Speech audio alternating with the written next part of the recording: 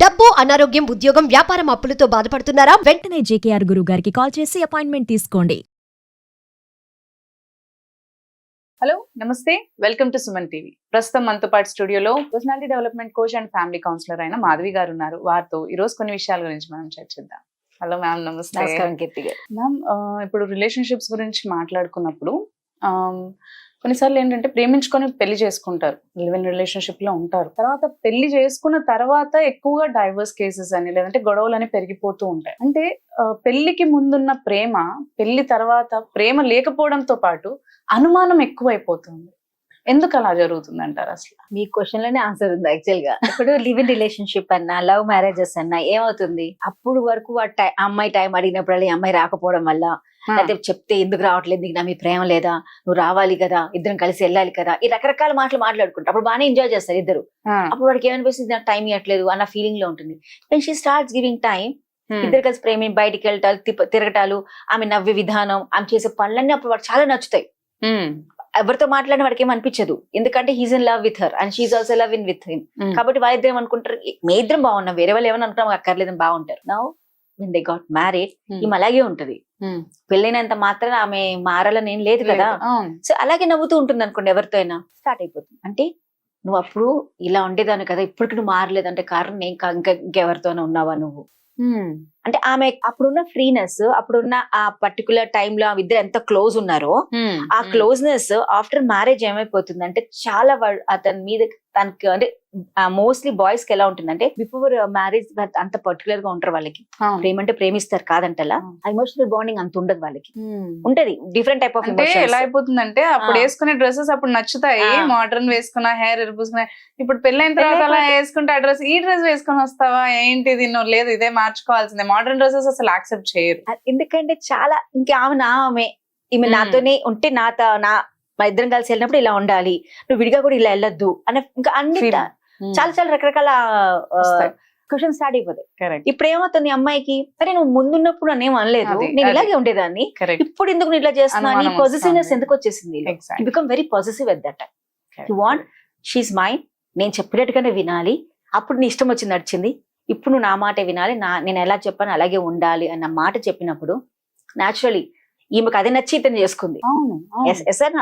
అంటే ఆ టైంలో అసలు నన్నుగా యాక్సెప్ట్ చేశారు కాబట్టి పెళ్లి చేసుకున్నాను. అప్పుడు నేను నాకు ఏదైతే వద్దన్నావో నీ గురించి నేను మార్చుకున్నాను. అప్పుడు కరెక్ట్ ఆ టైంలో కూడా ఆ time period of time when they were in love and live in relationship లో ఉన్నప్పుడు something she don't want, but అతని ఇష్టం కాబట్టి ఓకే ఇద్దరు ప్రేమించుకుంటున్నా కాబట్టి అతని కోసం నీకు కొంచెం మారితే పర్వాలేదని కొన్ని మారిన సీన్స్ కూడా ఉంటాయి.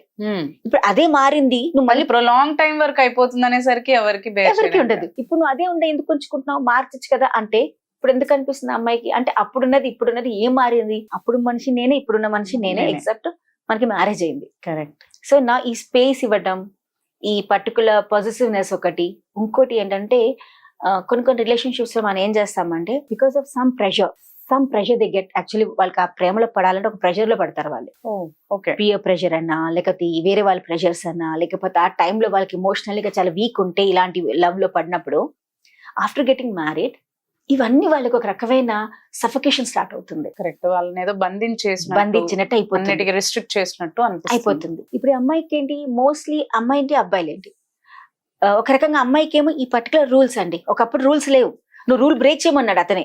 ఎందుకు తప్పలేదు, కలవడంలో తప్పేముంది, ఇద్దరు వెళ్ళడం తప్పేముంది. అప్పుడు ఇంకా మేల్ కొలీగ్స్ ఎవరన్నా, మేల్ ఫ్రెండ్స్ ఎవరన్నా మెసేజ్ చేసినా, కాల్ మాట్లాడినా ఏమనిపించదు. తర్వాత వీళ్ళు ఎందుకు మెసేజ్ చేస్తున్నారు, వాళ్ళు ఎందుకు కాల్ చేస్తున్నారు, నువ్వు వాళ్ళతో ఎందుకు వెళ్తావు అనే ఇష్యూస్ వస్తాయి. బిఫోర్ మ్యారేజ్ ఏం లేవు ప్రాబ్లం, ఇద్దరు కలిసి ఒకటే ఆఫీస్ పని చేస్తారు, ఇద్దరు కలిసి తిరిగారు.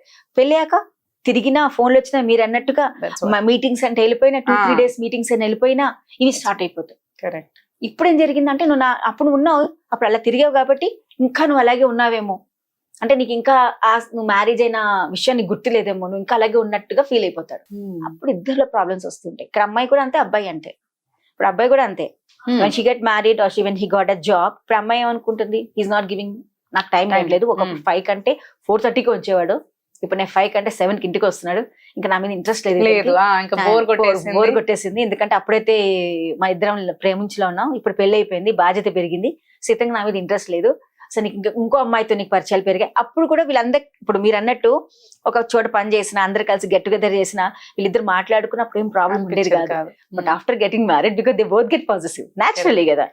ఇప్పుడు ఈ అమ్మాయి ఎవరన్నా అబ్బాయితో మాట్లాడినా లేదా వాళ్ళ హస్బెండ్ అని ఎవరైనా అమ్మాయిలతో మాట్లాడినా ఈమెకి కొంచెం అనిపిస్తూ ఉంటుంది.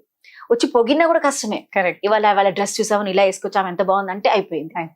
అంటే నేను వేసుకుంటే ఏం నచ్చదు నీకు, ఎవరో వేరే వాళ్ళు వేసుకుంటే బాగానే నచ్చుతుంది. ఇన్సెక్యూరిటీస్ అంతే. ఆ టైం ఎక్కడన్నా మన యాక్చువల్ గా మనం సర్వే చేసినా అకార్డింగ్ కౌన్సిలింగ్స్ మనం ఏం చేసినా సైకలాజికల్ గా మనకి మ్యారేజ్ అయినాక కరెక్ట్ 3 to 4 years పడుతుందండి ఇద్దరు కొంచెం అడ్జస్ట్ చేసుకోవడానికి. ఎందుకంటే ఆ టైం ఆఫ్ పీరియడ్ లో రెస్పాన్సిబిలిటీస్, సోషల్ ఎన్విరాన్మెంట్ మార్పుడాలు ఇవన్నీ జరుగుతాయి.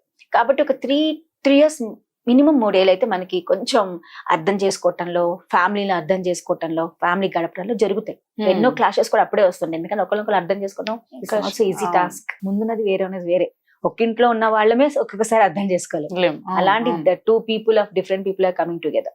కాబట్టి ఈ టైంలో మీరు అన్నట్టుగా before marriage and after marriage ఆ పర్టికులర్ ఇంట్రెస్ట్ తగ్గదు, రెస్పాన్సిబిలిటీ పెరిగాయి అంతే.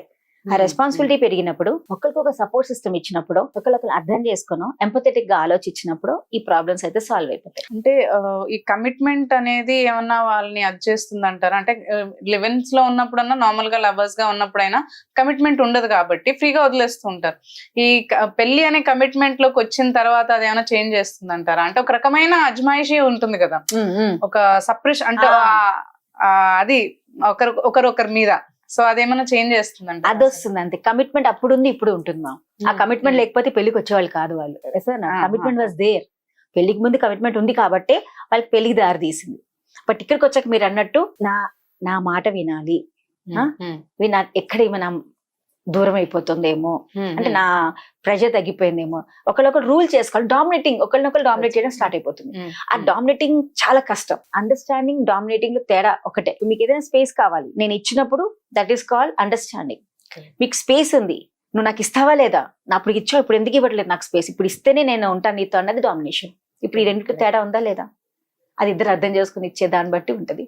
సో ఆ స్పేస్ అన్నా, అండర్స్టాండింగ్ అన్నా, లెవెల్ ఆఫ్ థింకింగ్ అన్నా ఏదైనా కొంచెం మార్పులు అయితే వస్తాయి. అర్థం చేసుకోవడానికి రెడీగా ఉండాలి అంతే. బిఫోర్ గోయింగ్ ఆర్ ఎంటరింగ్ తర్వాత కొంచెం టైం ఇచ్చి మాట్లాడుకొని అర్థం చేసుకుని ఉంటే బాగుంటుంది అంట. Thank you so much ma'am. Thank you so much for sharing information. Thank you so much Keerthi గారు.